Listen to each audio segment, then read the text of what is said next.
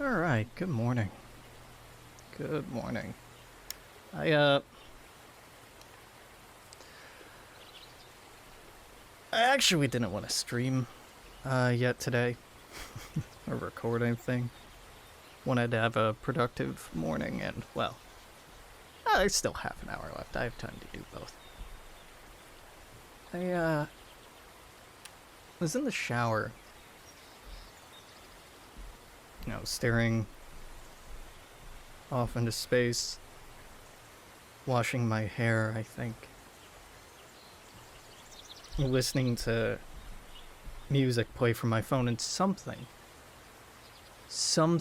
made me aware that I wasn't alone. Not like, in the room or anything as dramatic as that. Just like, I share the building with other people. There's always little sounds, footsteps or closing door or dog barking or child running in the hall or just, little reminders that I don't live in a big, empty, cold structure that's lifeless and kind of depressing. I live in a small community. And I think it must have just been some bump or conversation in the hallway that, I couldn't really hear, but I could tell that there was a sound, And that got me thinking, as you do when you're in the shower, kind of uninhibited. It got me thinking about death. Death in the sense of an afterlife, or the afterlife, or, what have you. And I was kind of struck by, I'm a person who's irreligious.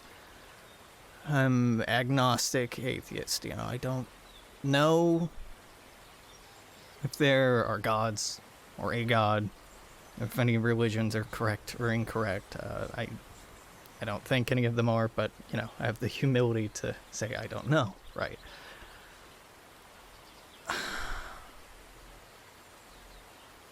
But for someone who's irreligious, I have a lot of thoughts and a lot of feelings and ideas about an afterlife or, supernatural hierarchies of divinity or hells or whatever else. I'm very well read and well studied on religions and myths and stories about life, about death and the hereafter. And we often as human beings lack introspection in meaningful ways. And it occurred to me, I was taught a lot as a child about an afterlife, or the afterlife, or heaven, or death, or what that looks like and sounds like. I was told stories just like everyone else. And I don't sit around and think about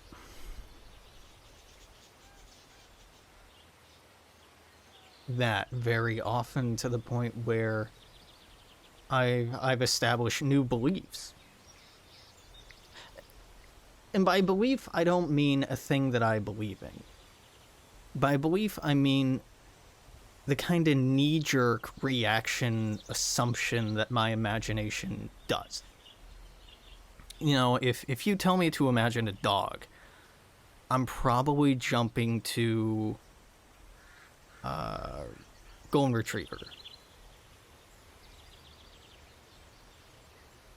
I think that's my default dog in my head. Not Labrador, which I've had more Labradors than any other kind of dog. Not Beagles, which I think my favorite dogs have been. Not, what dog I think is the cutest or the prettiest or the coolest or has the most interesting history or origin or cultural whatever. No, it's this default cultural artifact of dog, which for someone born in the early 90s in North America and the United States, particularly in the Midwest, golden retriever is what dog meant. It's your archetypal dog. It's your holotype dog. So in the same way, I have a holotype of heaven, of an afterlife. I have a lot of assumptions and stories that were told to me or taught to me as kid that have settled in my unconscious, non-conscious brain, my imagination, that, surreptitiously, subtly goes on to color my imagination. And particularly, I was thinking about this idea of, I'm not even thinking about the impression or awareness that I wasn't alone had an associative feeling. And that associative feeling is how so much when I was younger, and even at odd times now, when I think about death, I think about death and feel about it in the same sort of way as community, as not being alone. And, that can take on a lot of different tonalities. A lot of different tonalities. Sometimes, when you're a child and you're taught about God and St. Peter and judgment and Santa Claus, you're told that you're being watched, that they know, that when you go to the pearly gates, there will be an accounting. They'll go through the story or book of life and recount everything you've done. And they'll ask you to account for it. It's a theme very much in tune with the Book of the Dead, right? In Egypt of antiquity. This idea that you put your heart on a scale and a feather on the other side, and if your heart is pure, if you've lived a life of conviction, of truth, of justice, of virtue, then you're deserving, you're worthy. And the Christian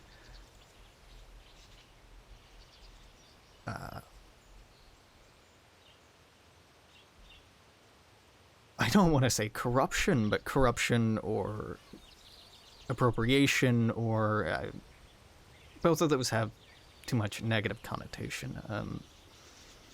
Evolution, maybe, but that so often is used in a very determinist, progressive way that makes it sound like the thing that has evolved is in some way better or more advanced than the predecessor.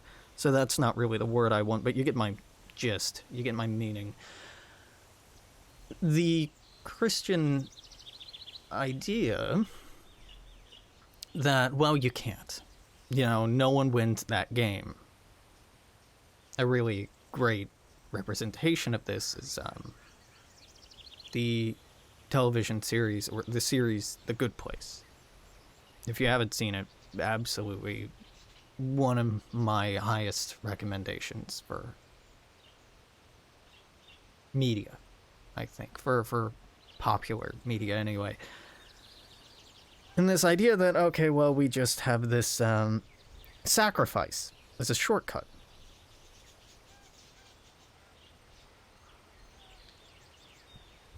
And there's a precedent in sacrificial culture, right?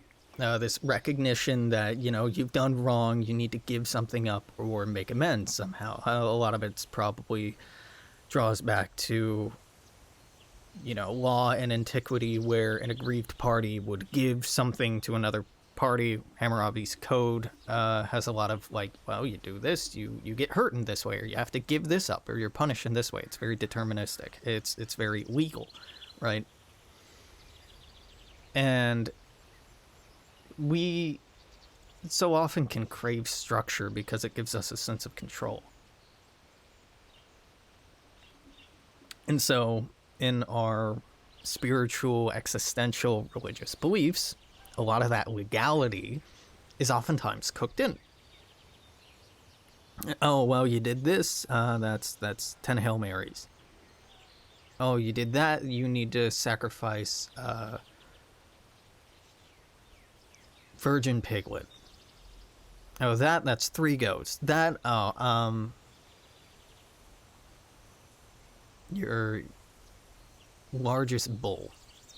Or most virile sow. Or, whatever. Is it virile when it's masculine and fertile when it's feminine? Is that a better usage? Should I have said fertile sow?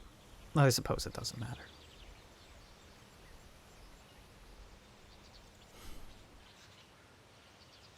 So this idea that, well, okay, you can't give up enough to get into heaven or the good afterlife. We all make so many mistakes that it's irreparable. It's hopeless. And so we'll just create this character, fictional or not, that, will take the blow for you. I guess, the subtext about, Jesus, about, the Christ, is that his death was such a loss to humanity that the world that could have been, if Christ had lived, would have been so transcendentally better, would have been a heaven in and of itself, that loss, that death, is enough to substitute allowing entrance into heaven. Right, and I know that's not the popular interpretation. The popular interpretation is, well, it was a valuable enough sacrifice because it was literally the Son of God. I'm like, well, valuable why? Valuable because proximity to, deityness, to deification, to power? Or was it the potential of that power? The potential of that individual? Yeah, that's often why baby animals were sacrificed. Why fertile animals were sacrificed. Why the best or most productive of a crop or a herd was sacrificed. It wasn't sacrificed because it was,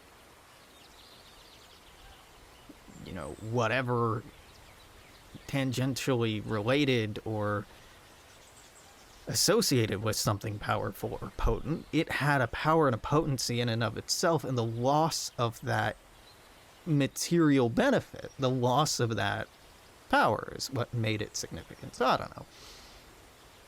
It's not my point. My point is this theme of accounting, theme of adding everything up.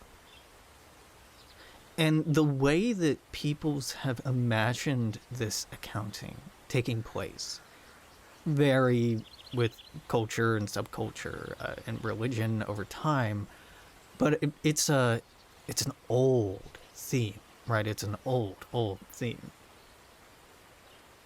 And, we can imagine in antiquity people imagine literally being watched. Or that Toth or whoever literally wrote the book of their life from beginning to end, with every action, with every consequence, with every thought and feeling. And then at the end, this book would be read in an accounting. Well, with modern times and, technological developments, that isn't so fantastic anymore. It really isn't. We have movies about, the Truman Show, What if somebody's life was constantly recorded? What if someone was constantly on camera? And, you know, it's not exactly the main plot, the main theme explored in the Truman Show. You know, the reconciliation, the judgment, the, you know, pearly gates part. But it's kind of inherent with the exploration of the idea of being observed, being seen. Is this accompanying sense of being judged, of being analyzed, of being valued in one way or another, for better or for worse, by the observing party. And I think, yeah, some of this is cultural, some of this is societal, having a culture that's very much based in guilt and shame, like American culture, like puritanical culture. But also, a lot of that seems to me like it must be evolutionary. We're an omnivorous species, and predator and prey species are aware of being watched. It's a matter of survival.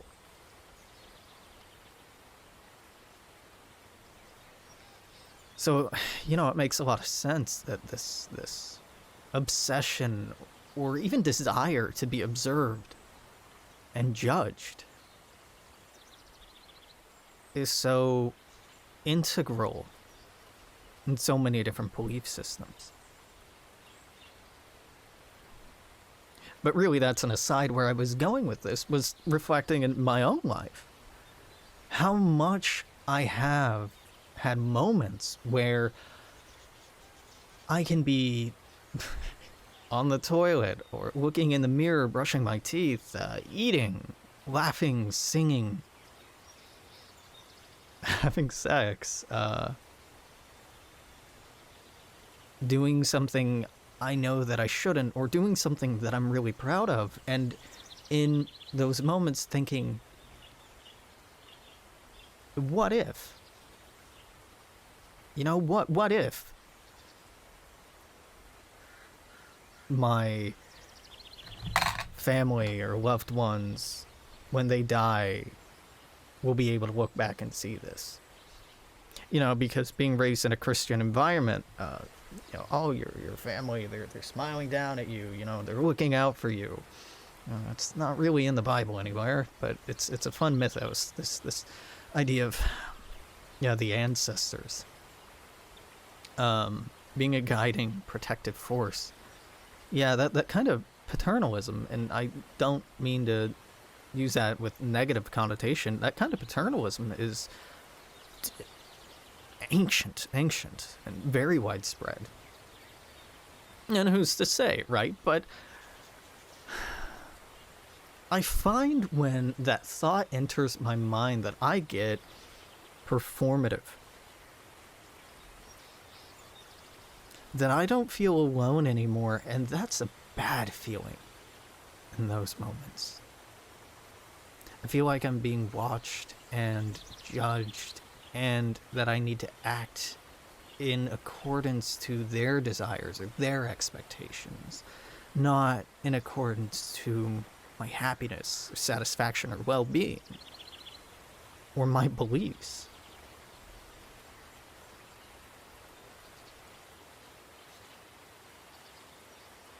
That's a feeling that I'm very well acquainted with in being around family while they're alive. Being around people of communities, like religious communities that I used to be a part of while I've been alive.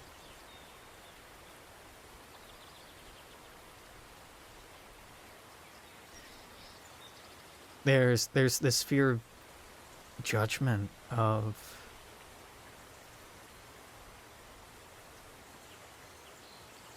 of the observer.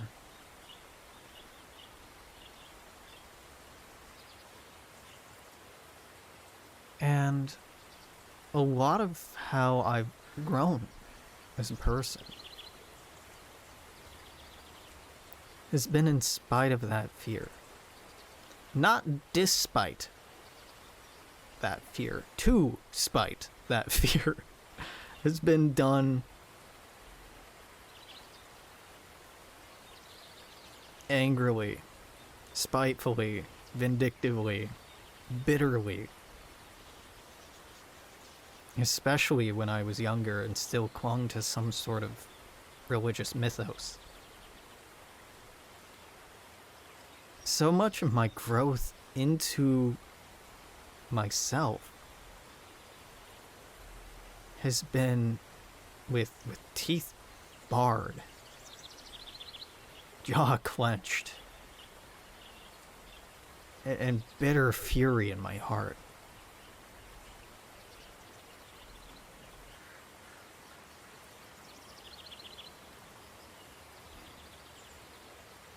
So I don't know.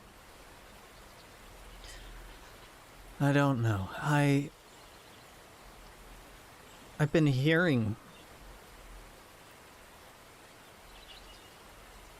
or at least listening more. I think listening more is probably the truth, to older folks talking about death in recent months. Not intentionally, I'm not going out of my way for it. I'm just kind of stumbling across it time and time again and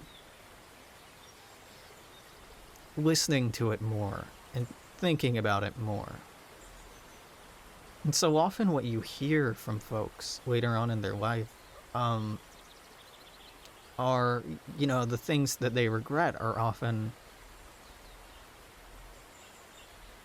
not taking more risks, not learning more, not being more empathetic.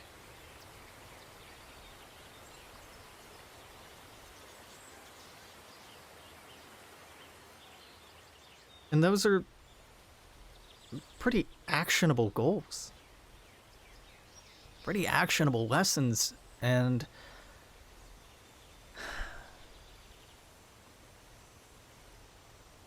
man, I want so badly to be able to rewrite this internal thing, this precognitive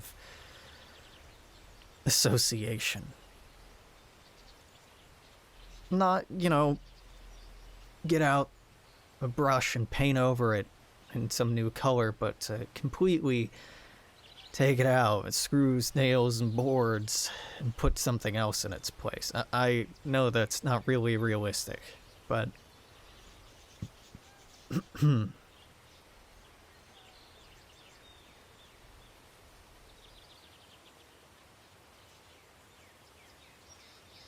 I don't really give a shit what happens when I die. If there is an afterlife. To me today, that sounds exhausting. Just existentially exhausting in a way that I can hardly put into words.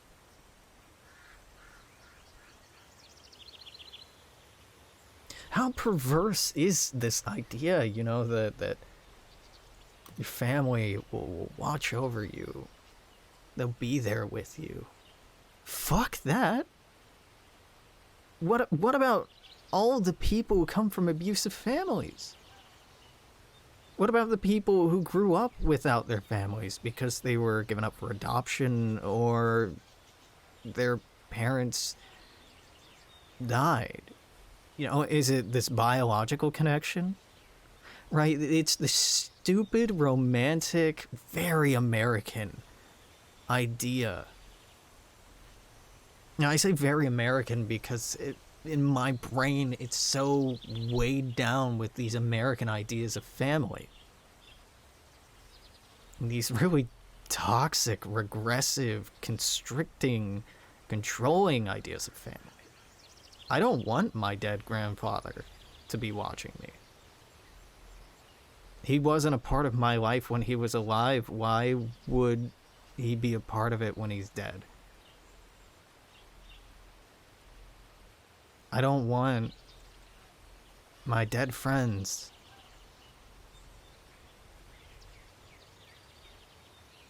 to be watching me. You know, I really miss some people who aren't here anymore. But I don't want them looking over my fucking shoulder. I don't want them haunting me. I want space. I want loneliness. I want isolation. I want my life to be mine. I want my space and my time to be mine. I want, in quiet moments, to not give a second passing thought to the assumptions, judgments, or prejudices of anyone. Not the family that I'm morally and religiously separated from. Not the friends whose judgment I valued. Not some beatific, self-obsessed, self-righteous, non-human deity.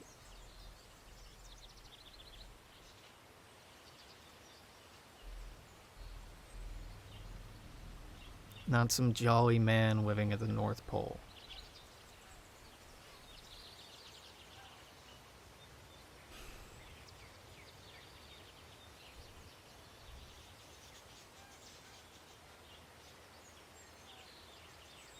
Part of me would like it to go to the pearly gates to watch with St. Peter or whoever the fuck. Every waking, sleeping instant of my life. Oh my god, there's so much I'd watch with shame and regret and hurt. At how I hurt other people. At how I constricted myself. At how I twisted and forced myself into shapes that I didn't belong. And how I did that to other people. How sadistic at moments I've been. And how much I put myself in circumstances that I didn't need to. But at the end of that,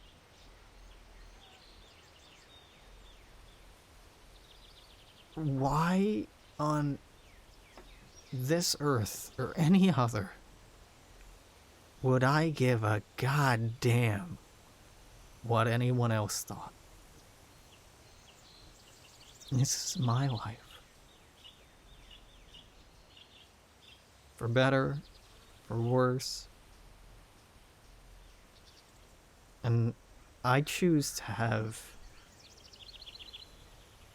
a bitter and unrelenting pride in that.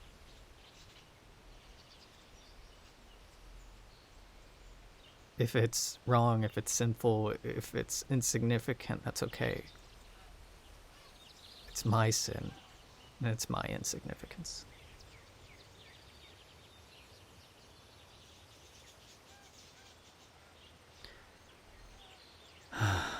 Yeah, well, it's been about half an hour. And that's, honestly, all I really wanted to play with. I have some other stuff going on in my life. Starting to look for jobs again, really not wanting to. Turning 30 in a few weeks.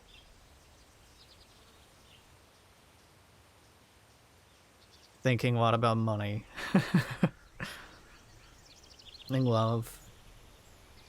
And health.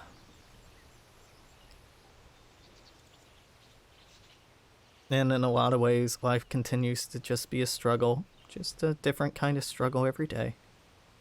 It's one very long, drawn-out crisis. But I'm used to it. And I'm okay. So until later, or whenever, I'm gonna say toodaloo. Take care. I'll see you then. Bye-bye.